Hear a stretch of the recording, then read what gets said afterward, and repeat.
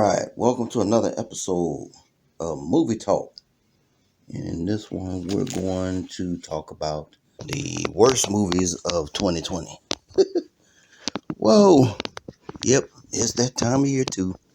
We talk about the worst of what 2020 had to offer. Hmm. So I didn't really see that many bad movies. I could only find just three uh movies that wasn't good this year. So normally I would have five bad movies and you say on the top list and three honorable mention. But this year we only had three bad movies. Didn't see a lot of bad movies this year, and that's a good thing. Okay, so let's start off at number three. We have Mulan. Oh boy, Mulan. There was nothing about this movie, babe. When you do a movie like Mulan, if you ever seen the original cartoon by Disney, and then you try to remake your own movie, man, and it's live action, you going from a cartoon that felt more realistic than the live action did. It felt more believable. It had a better story. Had more fun. Better cast. I mean, everything was better about the original Mulan, and there was nothing that you could take away with this one. I mean, the actress wasn't even believable. It's like what's wrong with these dudes, man? Y'all mean to tell me that y'all couldn't tell that was a girl from the time she walked in and opened her mouth? Y'all couldn't tell me that y'all couldn't see that was a girl. That's crazy. And there's other things about this movie that I just didn't do anything for me. And then they added stuff that the movie just didn't make any sense. It was all over the place, and it shouldn't have been. Mulan should have been an open and shut type of movie, but yeah, there was no real focus on the villains. The type of criticism that certain movies get. This should have gotten, and it had its own other issues as well, outside of the movie itself, just things surrounding the movie. So this movie was a disaster from top to bottom. Moving on to number two, and that is the Invisible Man, which shouldn't have never even been called the Invisible Man. This movie had nothing to do with the Invisible Man.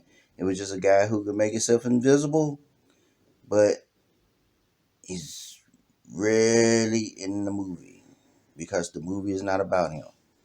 So whoever called this the Invisible Man definitely don't understand the Invisible Man. And now I understand why Universal keep having problems with the Universal monsters. And I think I talk about that in a later video. But now I see what the problem is. This movie looked like somebody uh, presented this movie to Universal as some type of, like, ain't no telling what the name of this movie probably was, and somebody that makes the decision say, "Hey, why don't we call it the Invisible Man, and we can get more people excited about this movie by using a iconic character from my monsters, and we can just say, hey, it's a remake of the Invisible Man." Nah, this movie had nothing to do with Invisible Man. They y'all need to quit playing. This movie had a different name, a different title, and was talking about something differently. And when you saw the similarities of, hey, is a guy invisible? That's when somebody said, yeah, let's jump on this for marketing. Get out of here with that mess. And y'all need to stop doing that because it don't always work. It works for Cloverfield when they do movies like that, but this did not work. And the worst movie of the year, the one that really put a damper on the year. At number one, we have Monster Hunter. Monster Hunter. I was looking forward to this movie when I heard about it. I was looking forward to this movie because my girl was in it.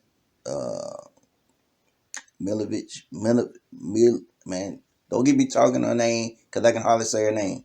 But she's my girl from Resident Evil movie.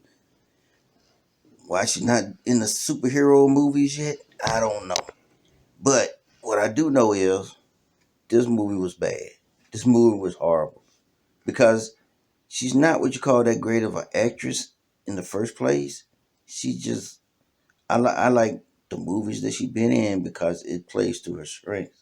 Her strength is action, action, action, not dialogue, not drum. She's not that good of an actress. And this movie tried to rely on her ability to act and dialogue. And you can't do that with her. She got to be action, nonstop action, or you start seeing a weakness in her acting skills. And she's a beautiful woman, definitely. But I love the movie that she's been in, Ultraviolet, Resident Evil, those type of movies where she's just nonstop kicking ass. But when she's made to show actress skills, she really don't have that. And this movie tried to rely on that, and it didn't work. Uh, the action wasn't what you would call great. There was a couple of scenes that was worth, was okay. But my biggest problem with the movie is it had no ending. It didn't end. It's like they couldn't figure out what to do at the end. It was like, how are we going to end this? you know, they finished with one of those, you know, everybody charging the next monster up, at the end.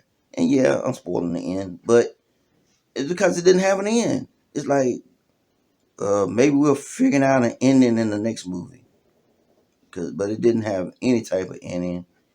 And you talking about a story that didn't have a story, and it really didn't. It was just a constant, over and over again, fighting the same type of monster over and over again. So, it was a movie that shouldn't. This they should have took their time with, but instead it seemed like they just rushed it out. That's what it felt like. That was it. It was a slow year, but hey, it was when you really look at it. When it comes to movies, it was a great year because guess what? We only had three uh, terrible, horrible movies. So let's see what 21 is gonna do when it comes to bad movies. So anyway, hey, thanks for listening. Until the next video, you have a good one.